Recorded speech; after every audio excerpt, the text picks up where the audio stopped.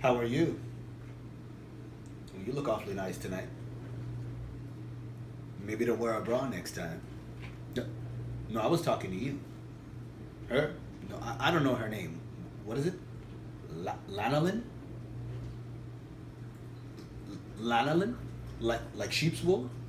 Welcome to my TED Talk. My name is Kirk Anthony 13. Tonight, as promised, Insulin, aka Storage Wars. Stay tuned. So, insulin, what is it? Insulin is a hormone, a storage hormone that is produced in the pancreas. Okay, what it's going to do, basically, a quick life cycle of what the insulin does. You eat some carbs, your blood glucose levels go up. Insulin is released. It pushes glucose into the muscle cell. But at the same time, it pushes fat into adipose tissue. And it stops the fat burning process.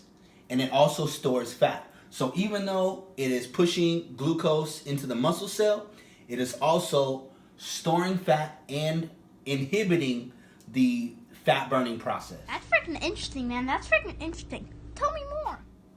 It's actually a really fucking complicated process. It's not as simple as what I've just explained to you. But as far as what the average person needs to know about it, that's basically what it does. If you want to go in depth, go to school, nigga.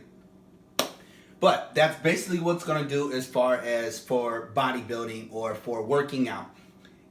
When you want the insulin, because it's going to store your muscles with energy so that you can work out, stamina and endurance. You want that. It also helps feed your muscles, so to speak. But people don't, there's like a stigma about it because it also pushes fat into adipose tissue and it stops the fat burning process. But that's not the whole story. It's not like it stops the fat burning process all day. And I'm going to go into a little more detail. Yeah, bro, there's a fucking war going on. Bulk gain and cut gain. You know what I'm saying? It's a war going on. So as far as insulin is concerned, insulin is bulk gain's friend. You know what I'm saying? If you're trying to get bigger, you know, if you're trying to put some size on, you want that insulin, baby. That's anabolic. That's going to keep you growing. So it makes the cell bigger. Like I said, it's anabolic, which means you're growing. It's going to help with stamina, endurance, because it's going to supply your muscles with energy so that you can have solid workouts. But the con is you're going to stop burning fat and you're going to store body fat.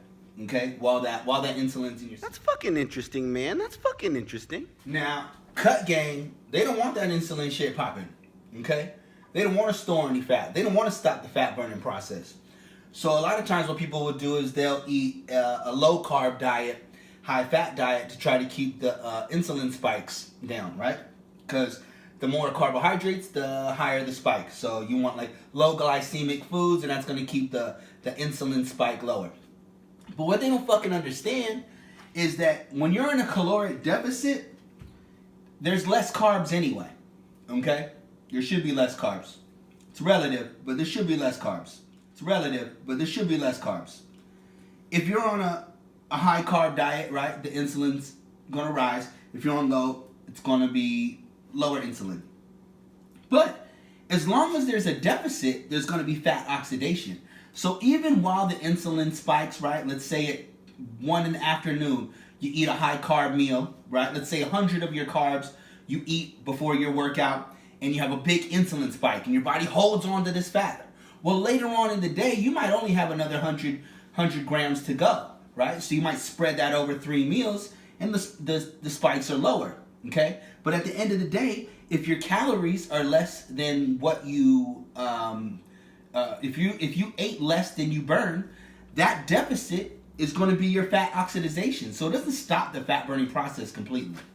Okay, so if you're bulking, insulin, you want that insulin. You want to be anabolic, you want to be growing, you want that insulin spike. If you're cutting, not necessarily. So for the muscle, insulin is going to push nutrients into the muscle cell. That's good. Okay?